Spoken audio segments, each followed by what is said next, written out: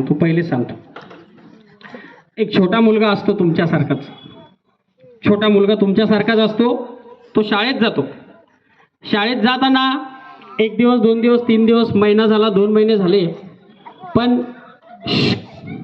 इकडे लक्ष द्या, खाली नाही तो. तो मुलगा, वर्गातले शिक्षक काय करतात, त्याच्या आईला एक पत्र देतात आणि पत्र दिल्यानंतर त्या पत्रामध्ये असं लिहून ठेवतात की तुमच्या मुलाची बुद्धिमत्ता फार कमी आहे आणि तो शिकण्याच्या पात्रतेचा नाही.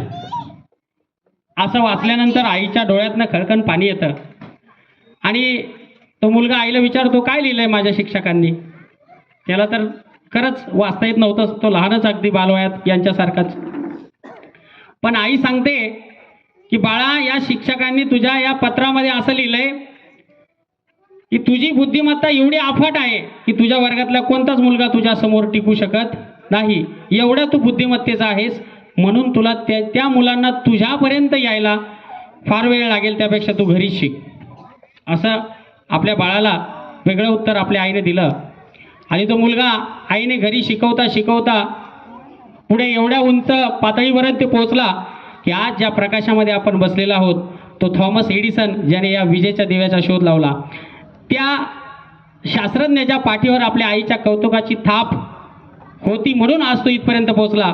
आणि म्हणूनच कदाचित आज या ठिकाणी आपल्याच आईवडिलांची कौतुकाची थाप पाठीशी घेऊन ज्या ठिकाणी हा कार्यक्रम साजरा होतोय ती सलोनी या कार्यक्रमासाठी जमलेले सर्व प्रतिष्ठित, त्याचबरोबर आपल्या सर्वांना सुखाची झोप यावी, शांततेत झोपावं, माझा देश सुखात राहावा, यासाठी अहोरात्र आपल्या देशाची सेवा करणारे तथा त्याचबरोबर वरिष्ठ अधिकारी म्हणून या कार्यक्रमाला उपस्थित असलेले सम्राट सर, तसेच सर्व प्रतिष्ठित वडीलधारी गावकरी मंडळी, माता भगिनी आणि विद्यार्थी मित्रांनो, आज हा सत्कार समारंभ तुमच्या गावात येण्याचा मान आम्हाला मिळाला तो सलोनीच्या माध्यमातून.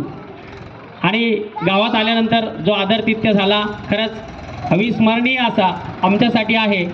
आणि असा कार्यक्रम आम्ही आतापर्यंत अनेक खेड्यामध्ये करत आलेलो आहोत. अनेक विद्यार्थी सिलेक्ट झालेले आहेत, परंतु सलोनीचं सांगण्यासारखं फार काही आहे. तिच्या बाबतीमध्ये असलेल्या तिने बऱ्याचशा गोष्टी तुमच्याशी शेअर केल्यात. परंतु आपण म्हणत असतो बघा की आपण सर्वजण शेतकरी आहे म्हणून शेतकऱ्याचंच उदाहरण देतो की आपण म्हणतो की जमीन जर चांगली असेल तर पीक फार चांगलं उगवून येतं.